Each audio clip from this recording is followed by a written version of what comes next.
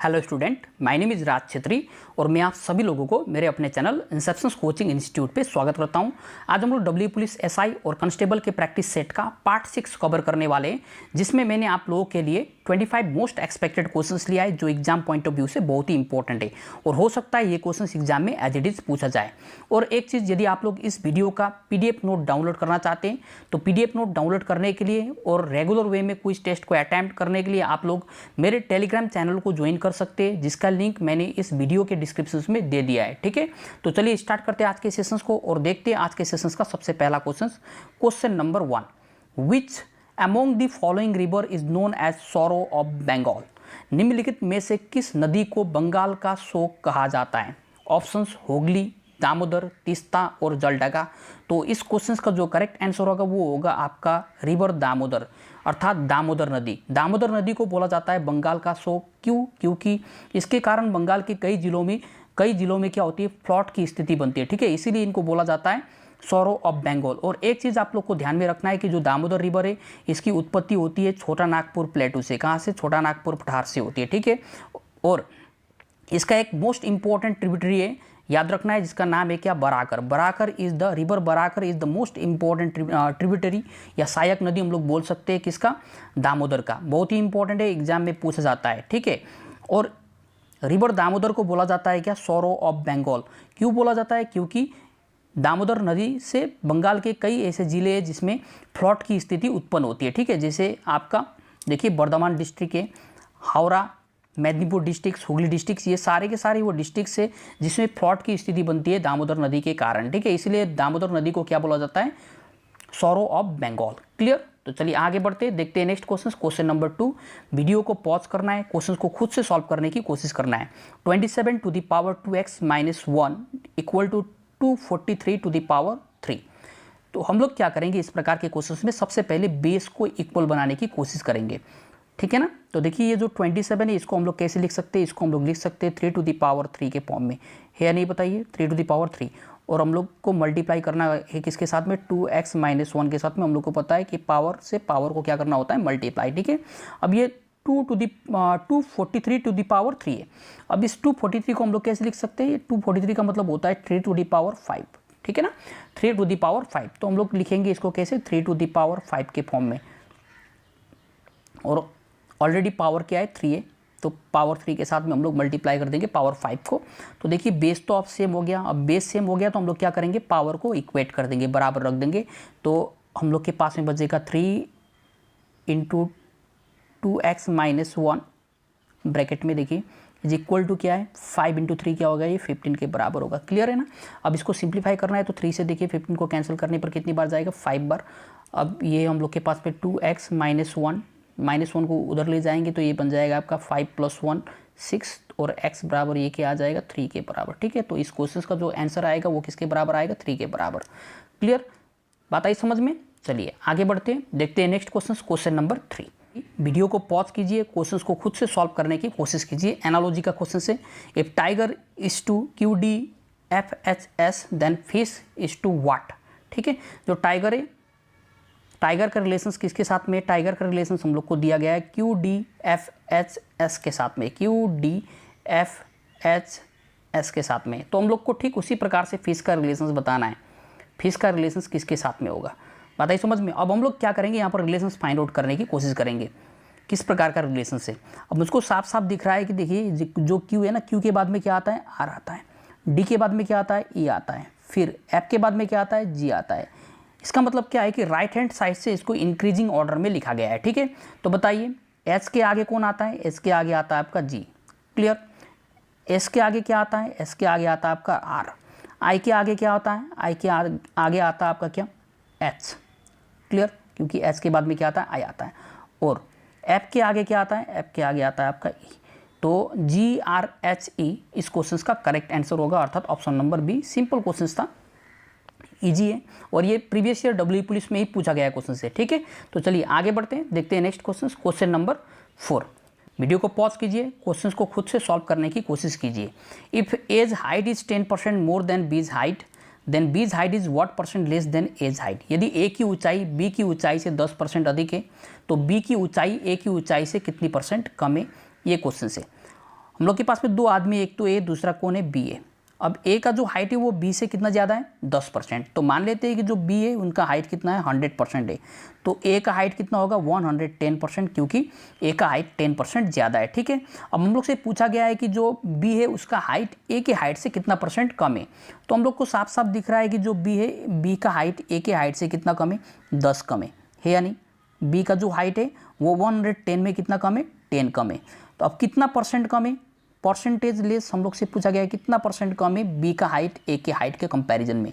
तो देखिए बी का जो हाइट है वो 10 कम है, किससे कम है, ए से। तो ए का हाइट कितना है, 110 इंटू हम लोग 100 कर देंगे तो ये परसेंटेज में कन्वर्ट हो जाएगा। ठीक है, तो 100/11 इस क्वेश्चन का आंसर होगा, और इसको डिवाइड करने पर, 100 को 11 से डिवाइड करने पर ये 9 1/11%। अब देखिए हम लोग के पास में 9 1/11% कहाँ पर है, किस ऑप्शन में, यहाँ पर ऑप्शन नंबर ए। तो 10% तो नहीं होगा, ये भी नहीं होगा, ये भी नहीं होगा, आपका 9.09 इस क्वेश्चन का करेक्ट आंसर। ठीक है ना। तो चलिए आगे बढ़ते, देखते हैं next question, question number 5। Video को पॉज करना है, दोबारा से खुद से इसको करने की कोशिश करना है। अब ये सिंप्लीफिकेशन का क्वेश्चन से मैंने आप लोगों को ऑलरेडी करा दिया है।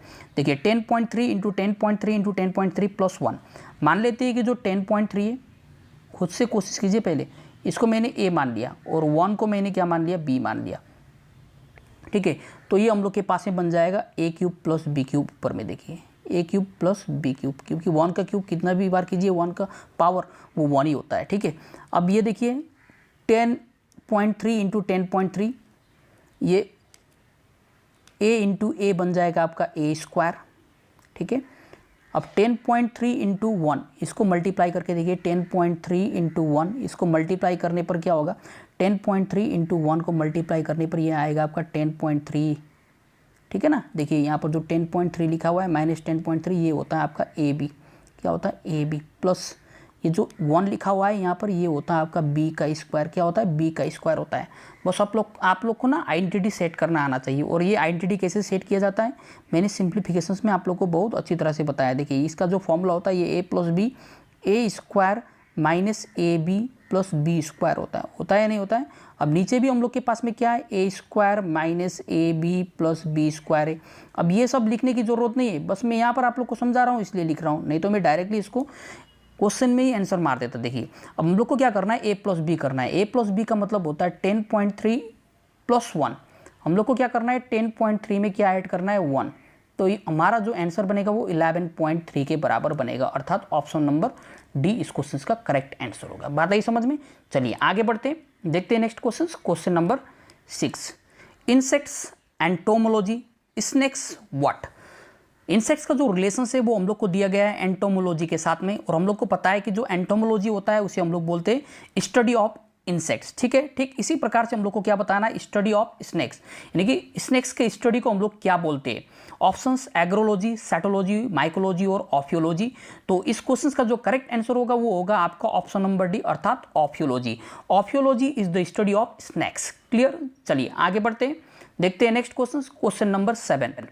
Which religious reformer of Western India was known as लोकहितवादी। पश्चिम भारत के किस धर्म सुधारक को लोकहितवादी के नाम से जाना जाता था। Options Gopal Hari Deshmukh, R G. भांडारकर, माधव गोविंदा रांडे और बी.जी. तिलक। तो इस क्वेश्चन का जो करेक्ट आंसर होगा वो होगा आपका गोपाल हरि देशमुख, जिनको लोकहितवादी के नाम से जाना जाता था। ठीक है, चलिए आगे बढ़ते, देखते हैं next question, question number 8। Video को पॉज करना है, क्वेश्चन को खुद से सॉल्व करने की कोशिश करना है। A and B together can do a piece of work in 6 days। A और बी मिलकर किसी काम को कितने दिनों में कर देता है, 6 दिनों में कर देता है। If A alone can do the work in 18 days, then the number of days required for the B alone to do the work is। तो B अकेले इस काम को कितने दिनों में कर देगा, यदि A अकेले इस काम को कितने दिनों में कर देता है, 18 दिनों में कर देता है। तो हम लोग को चाहिए B alone, यानी कि B अकेले इस काम को कितने दिनों में ख़त्म करेगा।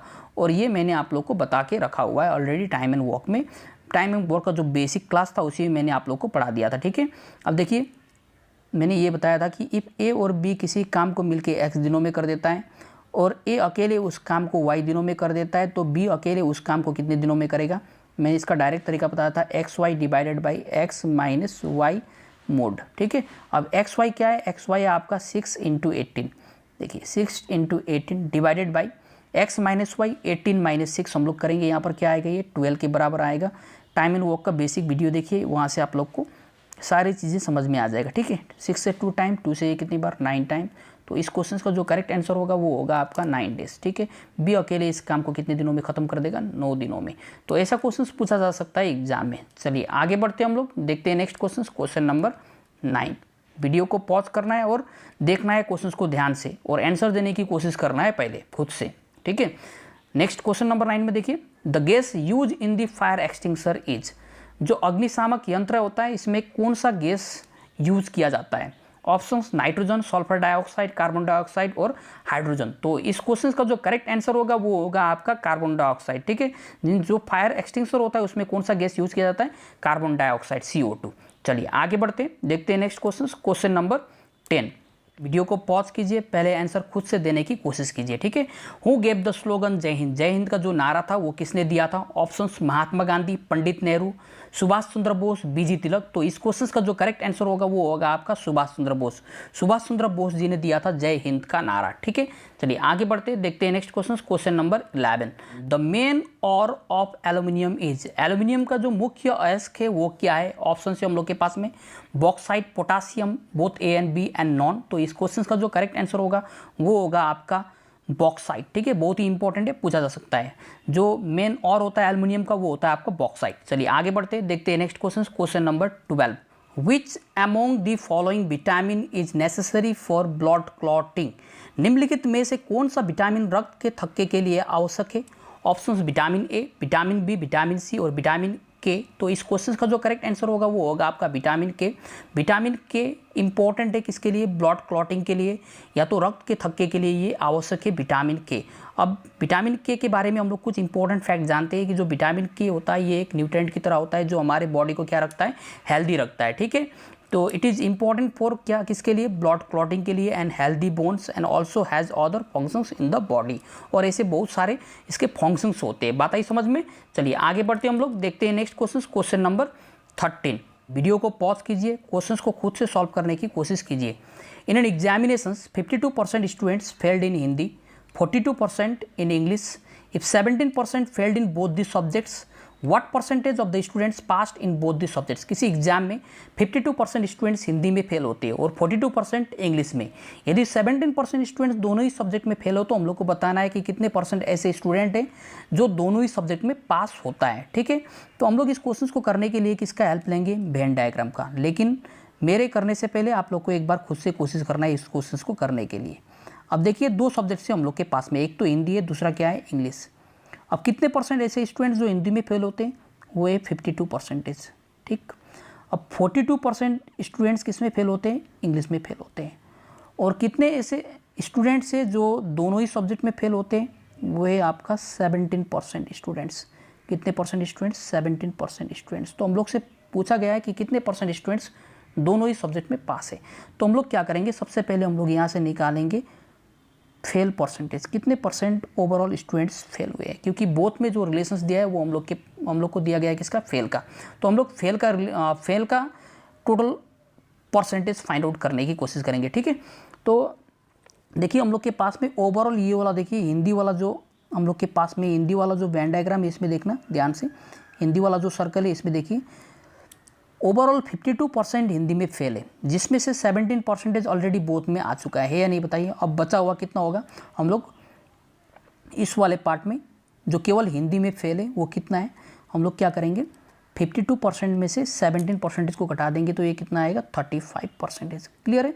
ठीक इसी प्रकार से आप देखिए इस वाले सर्कल को, दूसरे वाले सर्कल को, इसको देखना ध्यान से, ये इंग्लिश वाला है, इंग्लिश वाला सर्कल को देखिए ध्यान से। अब इंग्लिश में ओवरऑल कितने स्टूडेंट्स फेल है? 42%, जिसमें से बोथ में ऑलरेडी कितना आ चुका है? 17%। तो 42 में 17 को माइनस कर देंगे तो ये क्या होगा? 25 है। जो बचा हुआ ये वाला हिस्सा है, ये बचा हुआ हिस्सा, ये आपका कितना परसेंटेज होगा? 25%। तो ये ओवरऑल जो फेल है वो कितना परसेंटेज है? ओवरऑल फेल है आपका 35 + 17 + 25। ठीक है, ये टोटल फेल है आपका। तो टोटल फेल परसेंटेज कितना होगा? ये हो जाएगा आपका 77%। ध्यान से देखना आप लोग। ठीक है, टोटल फेल कितने हैं? टोटल फेल है आपके 77%। हम लोग को चाहिए पास। देखिए फेल परसेंटेज तो हम लोग को मिल गया 77%, हम लोग को चाहिए पास परसेंटेज, और हम लोग को पता है कि ओवरऑल 100% स्टूडेंट्स होता है जिसमें 77% पास है। तो कितने परसेंट स्टूडेंट्स फेल होंगे बोथ द सब्जेक्ट्स में? देखिए 100% में से हम लोग 77% को घटा देंगे तो हम लोग के पास में आंसर आएगा क्या? 23%। 23% ऐसे स्टूडेंट्स हैं जो दोनों ही सब्जेक्ट्स में क्या है? पास है। क्लियर है ना? तो हम लोग क्या करेंगे, हम लोग 100% में से ओवरऑल जो फेल परसेंटेज है उसको घटा देंगे तो हम लोग के पास में आ जाएगा number of pass percentage in both the subjects 23%। Clear? तो चलिए आगे बढ़ते हैं, हम लोग देखते हैं next question number 14। The lightest metal is, सबसे हल्की धातु हम लोग को बताना है। Options lithium, potassium, Mercury and barium. तो इस क्वेश्चन का जो करेक्ट आंसर होगा वो होगा आपका lithium. Lithium is the lightest metal, जो सबसे हल्की धातु है वो है आपका लिथियम। ठीक है, तो देखिए लिथियम क्या होता है, among the given metals lithium has the lowest density, सबसे कम इसका क्या होता है? घनत्व होता है, इसलिए ये क्या होता है? लाइटेस्ट मेटल होता है। क्लियर? ये देखिए आपका लिथियम, बात क्लियर है ना? चलिए मैं दिखा देता हूँ आप लोग को। लिथियम इसका आप लोग को पता होना चाहिए, एटॉमिक नंबर कितना होता है? 3 होता है। ठीक है, it is a soft silvery white alkali metal, under standard conditions it is the lightest metal and the lightest solid element होता है ये। बात क्लियर है ना? चलिए आगे बढ़ते हैं, हम लोग देखते हैं next question number 15। On 17th October 1940, the individual Satyagraha was inaugurated by, 17 अक्टूबर 1940 को व्यक्तिगत सत्याग्रह का उद्घाटन किसके द्वारा किया गया था? ऑप्शन से हम लोग के पास में सरदार वल्लभ भाई पटेल, महात्मा गांधी, आचार्य विनोबा भावे और जवाहरलाल नेहरू। तो इस क्वेश्चन का जो करेक्ट आंसर होगा वो होगा आपका महात्मा गांधी। जो व्यक्तिगत सत्याग्रह था 1940 का, इसका उद्घाटन किया गया था महात्मा गांधी जी के द्वारा। ठीक है, और जो फर्स्ट सत्याग्रही थे इसके वो थे आपका आचार्य विनोबा भावे जी। बताइए समझ में? आप लोग यहाँ से देख लेना। क्लियर? चलिए आगे बढ़ते हैं, हम लोग देखते हैं next question number 16। Bulls I is use in the game of, जो बुल्स आई है इसका प्रयोग किस गेम में किया जाता है या किस खेल में किया जाता है? ऑप्शन से बॉक्सिंग, बास्केटबॉल, पोलो और शूटिंग। तो इस क्वेश्चन का जो करेक्ट आंसर होगा वो होगा आपका शूटिंग। ठीक है, जो बुल्स आई है वो किस खेल में ये टर्म यूज किया जाता है? ये टर्म यूज किया जाता है आपका शूटिंग में। बात आई समझ में? ये देखिए, चलिए आगे बढ़ते हैं, हम लोग देखते हैं नेक्स्ट क्वेश्चन नंबर 17। रीजनिंग का क्वेश्चन है, इसको खुद से सॉल्व करने की कोशिश कीजिए। वीडियो को पॉज करना है और कोशिश करना है। ठीक है, हम लोग के पास में 6:48 डबल रेशियो 8:what। ठीक है, हम लोग को दिखाना है रिलेशंस। 6 का जो रिलेशन है वो 48 के साथ में, तो 8 का रिलेशन किसके साथ में होगा? तो हम लोग इसको सॉल्व करने की कोशिश करते हैं। देखिए 6 × 8 48 होता है और 8 × 8 क्या होगा? 64। ऑप्शन में नहीं है, तो हम लोग क्या करेंगे? देखिए हम लोग 6 में 1 ऐड करेंगे, कितना होगा? 7। ठीक है, 6 में 1 ऐड करेंगे तो 7, 7 का स्क्वायर कितना होता है? 49। और 49 में हम लोग क्या कर देंगे? उसी 1 को माइनस कर देंगे जो हम लोगों ने 6 में ऐड किया था, तो ये कितना आएगा? 8 आएगा। ठीक है, अब ठीक इसी प्रकार से हम लोग यहाँ पर क्या करेंगे? 8 में 1 ऐड करेंगे तो क्या होगा? ये 9, और 9 का क्या करेंगे? स्क्वायर। तो 9 का स्क्वायर करने पर कितना होगा? ये 81, और 81 में क्या माइनस करेंगे? 1। तो 81 में -1 करने पर क्या होगा? 80। क्या ऑप्शंस में 80 है? ऑप्शंस में 80 है, तो यही इस क्वेश्चन का करेक्ट आंसर हो जाएगा। क्लियर है ना? चलिए आगे बढ़ते हैं, हम लोग देखते हैं नेक्स्ट क्वेश्चन नंबर 18। वीडियो को पॉज कीजिए, क्वेश्चंस को खुद से सॉल्व करने की कोशिश कीजिए। Riju introduces Ribu as the son of the only brothers of his fathers wife. How is Ribu related to Riju? Riju ने रिबू को अपने पिता के पत्नी के इकलौते भाई के बेटे के रूप में पेश किया। रिबू रिजू से किस प्रकार संबंधित है? हम लोग को बताना है कि रिबू का जो रिलेशन है वो रिजू से किस प्रकार का है। ठीक है, तो जब भी इस प्रकार के ब्लड रिलेशंस के क्वेश्चंस आते हैं एग्जाम में, तो इस प्रकार के क्वेश्चंस को करने के लिए आप लोग को हमेशा पीछे से आगे की तरफ जाना होता है। ठीक है, यानी कि हम लोग क्या करेंगे? हम लोग पीछे से इस क्वेश्चंस को सॉल्व करने की कोशिश करेंगे, क्योंकि जो हिंट होता है इस टाइप के क्वेश्चंस में वो हमेशा पीछे होता है। तो हम लोग क्या करेंगे? देखिए अब ध्यान से पढ़ना। जो रिजू है उसने इंट्रोड्यूस किया किसको? रिबू को। किस प्रकार से? Son of the only brother of his means कौन है यहाँ पर? हिज मीन्स है रिजू। Riju's father's wife.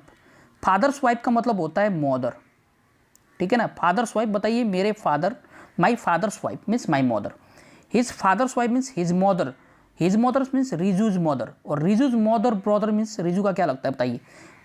मैं अपने माँ के भाई को मैं क्या बोलूँ? मामा। ठीक है, यानी कि मैटरनल अंकल। क्या बोला मैंने? Maternal uncle. ठीक है, मामा। ठीक है, अब देखिए यहाँ पर क्या, Riju introduces Ribu as the son of the only brother of his fathers wife. Father's wife means mother, his mother brother means maternal uncle mama, और mama's only son means cousin. क्या लगेगा, कजन, यानी कि चचेरा भाई। क्या है, चचेरा भाई। तो इस क्वेश्चन का जो करेक्ट आंसर होगा वो होगा आपका कजन। बात क्लियर है ना। चलिए आगे बढ़ते हैं हम लोग, देखते हैं नेक्स्ट क्वेश्चन, क्वेश्चन नंबर 19। आप लोग एक बार खुद से करने की कोशिश करना है इस क्वेश्चन को, बहुत ही बढ़िया क्वेश्चन था। क्वेश्चन नंबर 19, वीडियो को पॉज कीजिए और इस क्वेश्चन का आंसर खुद से देने की कोशिश कीजिए। क्वेश्चन क्या है, permanent members of UN Security Council are. हम लोग को बताना है कि जो यूएन सिक्योरिटी काउंसिल है उसका परमानेंट मेंबर कौन कौन सा कंट्री है, और ये आप लोग को याद होना ही पड़ेगा, ठीक है, क्योंकि ये क्वेश्चन बार बार एग्जाम में पूछा जाता है। तो क्या होता है कि आपका जो परमानेंट मेंबर्स है ना यूएन सिक्योरिटी काउंसिल्स का, वो आपका USA, Russia, UK, France and China. आप लोग को रट्टा मारना, ये पूछा जाता है बार बार एग्जाम में, ठीक है। तो इस क्वेश्चन का जो करेक्ट आंसर होगा वो होगा आपका ऑप्शन नंबर बी, अर्थात USA, UK, Russia, France and China इस क्वेश्चन का करेक्ट आंसर है। आप लोग को याद रख लेना है। और जो नॉन परमानेंट मेंबर्स होता है, इनकी संख्या होती है 10, याद रखना। जो परमानेंट मेंबर्स होता है यूएन सिक्योरिटी काउंसिल में वो होता है आपका 5, और नॉन परमानेंट मेंबर्स कितने होते हैं, 10 होते हैं, ठीक है। और इसका जो ड्यूरेशन होता है वो होता है आपका 2 ईयर्स। ये भी आप लोग को याद रखना है। चलिए आगे बढ़ते हम लोग, देखते हैं next question, question number 20। Video को पॉज करना है, क्वेश्चन को खुद से सॉल्व करने की कोशिश करना है। क्वेश्चन सिंप्लीफाई करना है हम लोग को। देखिए 1/4 to the power -2 -3 into 8 to the power 2/3 into 4 to the power 0 plus 9/16 to the power -1/2 है। इसको सिंप्लीफाई करते हैं। अब देखिए जब भी किसी भी नंबर का पावर इस प्रकार से लिखा हो, x टू द पावर -1 है, पावर नेगेटिव हो तो इसको पॉजिटिव बनाने के लिए हम लोग वैल्यू को हमेशा रेसिप्रोकल करते हैं। इस चीज़ को आप लोग को याद रखना है, ठीक है। वैल्यू को हमेशा क्या किया जाता है, रेसिप्रोकल किया जाता है जब पावर को पॉजिटिव बनाना हो। तो पावर को हम लोग को क्या बनाना पड़ता है, पॉजिटिव बनाना पड़ता है। तो देखिए मैंने यहाँ पर जो हम लोग के पास में 1/4 टू द पावर -2 था, मैंने यहाँ पर पावर को पॉजिटिव बनाना चाहा तो ये 4 ऊपर जाएगा, तो ये पावर पॉजिटिव हो जाएगा, ठीक है। और नीचे क्या आएगा, 1। तो 4/1 का मतलब होता है केवल 4 -3 इंटू 8 को हम लोग लिख सकते हैं 2 का पावर 3 इंटू 2/3, और 4 का पावर 0 होता है आपका 1 के बराबर, क्योंकि पावर 0 1 के बराबर होता है, ठीक है। अब देखिए यहाँ पर जो 9/16 है हम लोग इसको इस प्रकार से लिख सकते हैं 3/4 का स्क्वायर, और ये इंटू होगा आपका -1/2। क्या बात क्लियर है यहाँ तक। चलिए 2 से ये 2 कैंसिल हो जाएगा, ये 3 से ये 3 कैंसिल हो जाएगा, और 4 का स्क्वायर होता है आपका 16 माइनस ये होगा आपका 3 इंटू 2 का स्क्वायर क्या होगा 4 इंटू ये 1 बन जाएगा प्लस। अब यहाँ पर ध्यान से देखना, पावर नेगेटिव है तो पॉजिटिव बनाते समय ये क्या होगा कि 4 ऊपर चला जाएगा और नीचे कौन आएगा, 3 आएगा। बात क्लियर है यहाँ तक। चलिए अब इसको ध्यान से देखना, ये होगा आपका 16 और ये 4 3 × 12, 16 माइनस 12 क्या होगा, ये 4, और 4 + 4 बाई क्या बनेगा, ये 3 बनेगा, ठीक है। इसको फर्दर सिंप्लीफाई करेंगे तो ये 4 देखिए, ये 4 प्लस रहेगा, और ये 3 से 4 को भाग करने पर ये 1 बाई क्या हो जाएगा, 3 हो जाएगा। तो जो आंसर आएगा वो हम लोग के पास में 4 + 1 5 1/3 के बराबर आएगा, ठीक है। तो इस क्वेश्चन का जो करेक्ट आंसर होगा वो होगा आपका 5 1/3, अर्थात ऑप्शन नंबर बी इस क्वेश्चन का करेक्ट आंसर। चलिए आगे बढ़ते हम लोग, देखते हैं next question, question number 21। Questions को पढ़िए और आंसर देने की कोशिश कीजिए, ठीक है। A compound that is a white solid which absorbs water vapour from the air is. एक यौगिक है जो सफ़ेद ठोस है, जो हवा से जल वाष्प को अवशोषित करता है। हमें उस यौगिक का नाम बताना है, ठीक है। Option sodium nitrate, calcium sulphate, sodium carbonate and sulphate. तो इस क्वेश्चन का जो करेक्ट आंसर होगा वो होगा आपका सोडियम नाइट्रेट, ठीक है। वो यौगिक क्या होगा, वो कंपाउंड क्या होगा आपका सोडियम नाइट्रेट, जो कि क्या होता है, एक वाइट सॉलिड होता है जो वाटर वेपर को एब्जॉर्ब करता है, ठीक है। कहाँ से, हवा से वाटर वेपर को एब्जॉर्ब करता है, ये है आपका सोडियम नाइट्रेट। ध्यान से देख लेना, ठीक है। This is a white solid that absorbs water vapour from the air. Clear. चलिए आगे बढ़ते हम लोग, देखते हैं next question, question number 22। Video को पॉज कीजिए, क्वेश्चंस को खुद से सॉल्व करने की कोशिश कीजिए। एवरेज का क्वेश्चन है और ऐसा क्वेश्चन एग्जाम में पूछा जा सकता है। The mean temperature of Monday to Wednesday was 37 degree Celsius and of Tuesday to Thursday was 34 degree Celsius. If the temperature on Thursday was 4/5 of that of Monday, then the temperature of Thursday was. सोमवार से बुधवार तक का जो औसत तापमान है वो है आपका 37 डिग्री सेल्सियस, ठीक है। और मंगलवार से गुरुवार तक का जो औसत तापमान है वह आपका 34 डिग्री सेल्सियस। यदि जो गुरुवार है यानी कि थर्सडे का जो टेम्परेचर है वो 4/5 हो किसके, मंडे के, तो हम लोग को बताना है कि गुरुवार का जो तापमान है वो कितना है। ठीक, हम लोग को दिया है, देखिए जो थर्सडे का जो टेम्परेचर है वो कितना है, 4/5 ऑफ मंडे। बात क्लियर है। अब हम लोग को ये पता होना चाहिए कि जो एवरेज टेम्परेचर होता है इसका मतलब क्या होता है, कि एवरेज का मतलब होता है हर एक दिन का जो टेम्परेचर होता है ना उसे हम लोग बोलते हैं एवरेज टेम्परेचर। क्लियर। अब देखिए हम लोग के पास है मंडे यानी कि सोमवार से लेकर बुधवार तक का जो टेम्परेचर है, मंडे, ट्यूसडे और वेडनेसडे का जो टेम्परेचर है वो एवरेज में है 37 डिग्री सेल्सियस। अब 37 डिग्री सेल्सियस एवरेज में हर एक दिन 37 डिग्री सेल्सियस है, तो बताइए 37 × 3 यानी कि 3 दिन में कितना टेम्परेचर होगा ओवरऑल, ये होगा आपका 111 डिग्री सेल्सियस। ठीक है, कितना होगा, 111 डिग्री सेल्सियस। ये आपका मंडे, ट्यूसडे एंड वेडनेसडे का ओवरऑल टेम्परेचर। क्लियर। अब नेक्स्ट है हम लोग के पास में ट्यूसडे, वेडनेसडे और थर्सडे का जो ओवरऑल टेम्परेचर है वो कितना होगा, हम लोग को दिया है एवरेज में 34, यानी कि एवरेज दिया है कितना, 34। हर एक दिन का जो टेम्परेचर है वो 34 डिग्री है। तो 3 दिन में कितना एवरेज कितना सम बनेगा बताइए एवरेज का, तो ये हो जाएगा आपका 102, कितना, 102 डिग्री सेल्सियस होगा। ये होगा आपका कितने दिन होगा, 3 दिन होगा, ट्यूसडे, वेडनेसडे एंड थर्सडे का। क्लियर है ना। यदि मैं यहाँ से केवल इसका डिफरेंस निकालूँ, घटा दूँ, इक्वेशंस 1 से इक्वेशंस 2 को घटा दूँ, तो घटाने पर क्या बनेगा, देखिए ये कैंसिल, ये कैंसिल, हम लोग के पास में बचेगा Monday minus Thursday. Clear. Monday minus Thursday का जो डिफरेंस आएगा वो कितने डिग्री का आएगा, 9 डिग्री का आएगा। और हम लोग के पास में क्या है कि साफ साफ क्वेश्चंस ने बोल दिया है कि जो थर्सडे का जो टेम्परेचर है वो कितना है, 4/5 ऑफ मंडे। क्लियर है ना। यदि मैं यहाँ से रेशियो निकालना चाहूँ थर्सडे और मंडे का, तो देखिए क्या बनेगा रेशियो, ये बनेगा आपका 4/5। क्लियर, 4/5। मैंने मान लिया कि जो थर्सडे का टेम्परेचर है वो 4x है और मंडे का जो टेम्परेचर है वो 5x है। अब मैं यहाँ पर लगा सकता हूँ, देखिए मंडे का टेम्परेचर कितना है, 5x और थर्सडे का टेम्परेचर कितना है, 4x। रेशियो में था तो आसान हो गया क्वेश्चन। और ये किसके बराबर है, 9 डिग्री सेल्सियस के बराबर। ठीक है, तो यहाँ से x बराबर क्या आएगा, 9 डिग्री सेल्सियस। क्लियर। अब हम लोग से क्या पूछा गया, हम लोग से पूछा गया है थर्सडे का टेम्परेचर। बताइए थर्सडे का टेम्परेचर कितना है, थर्सडे का टेम्परेचर है आपका 4x, कितना है, 4x, और 1x बराबर कितना डिग्री है, 9 डिग्री सेल्सियस। तो बताइए 4x बराबर क्या होगा, ये होगा आपका 36 डिग्री सेल्सियस। बात क्लियर है ना। ये हो जाएगा आपका टेम्परेचर किस दिन का, थर्सडे का। तो आप लोग इसको मेंटली भी कर सकते थे, इतना करने की ज़रूरत नहीं थी। मैंने तो यहाँ पर आप लोग को समझाने के लिए इतना लंबा चौड़ा लिखा है, लेकिन ये सब लिखने की ज़रूरत नहीं है, आप लोग डायरेक्टली ये डिफरेंस वगैरह निकाल सकते हैं। चलिए आगे बढ़ते हम लोग, देखते हैं next question number 23। Swami Vivekananda had founded Ramakrishna missions in the year. Swami Vivekananda ji ने किस वर्ष रामकृष्ण मिशंस की स्थापना की थी। Options 1896, 1897, 1898 and 1899। डायरेक्टली ये क्वेश्चन पूछा जा सकता है एग्जाम में, तो इस क्वेश्चन का जो करेक्ट आंसर होगा वो होगा आपका 1897। बहुत ही इंपॉर्टेंट क्वेश्चन से पूछा जा सकता है। ठीक है, चलिए आगे बढ़ते हैं हम लोग, देखते हैं next question number 24। Which one is known as brain of the cell. कोशिका के मस्तिष्क के रूप में किसे जाना जाता है। इंपॉर्टेंट क्वेश्चन से ये भी पूछा जा सकता है। ठीक है, options nucleus, mitochondria and cytoplasm, and last option क्या है, नॉन ऑफ दिस। ठीक है, तो इस क्वेश्चन का जो करेक्ट आंसर होगा वो होगा आपका न्यूक्लियस। न्यूक्लियस को हम लोग क्या बोलते हैं, ब्रेन ऑफ द सेल, या इसको कोशिका के मस्तिष्क के रूप में जाना जाता है। बात आई समझ में। और जो माइटोकॉन्ड्रिया होता है इसे हम लोग बोलते हैं power house of the cell. ठीक है, चलिए आगे बढ़ते हैं, देखते हैं नेक्स्ट क्वेश्चन नंबर 25। और आज के सेशंस का अंतिम क्वेश्चन। वीडियो को पॉज करना है और क्वेश्चंस को खुद से सॉल्व करने की कोशिश करना है। Mahima bought a mobile set at 15% discount on MP and sold it for ₹1600. The mark price of the mobile be ₹1500, then the profit percentage is। महिमा किसी मोबाइल को मार्क प्राइस के 15% डिस्काउंट पर खरीदती है और फिर इसको 1600 रुपीज़ में बेच देती है। तो हम लोग को बताना है कि महिमा का जो लाभ प्रतिशत है वो कितना है। ठीक है, तो कैसे सॉल्व करेंगे। सबसे पहले देखिए हम लोग को दिया है मार्क प्राइस, जो मोबाइल है मोबाइल का मार्क प्राइस कितना है, 1500 रुपीज़। अब इस 1500 पर महिमा को कितना डिस्काउंट मिलता है, 15% का डिस्काउंट मिलता है।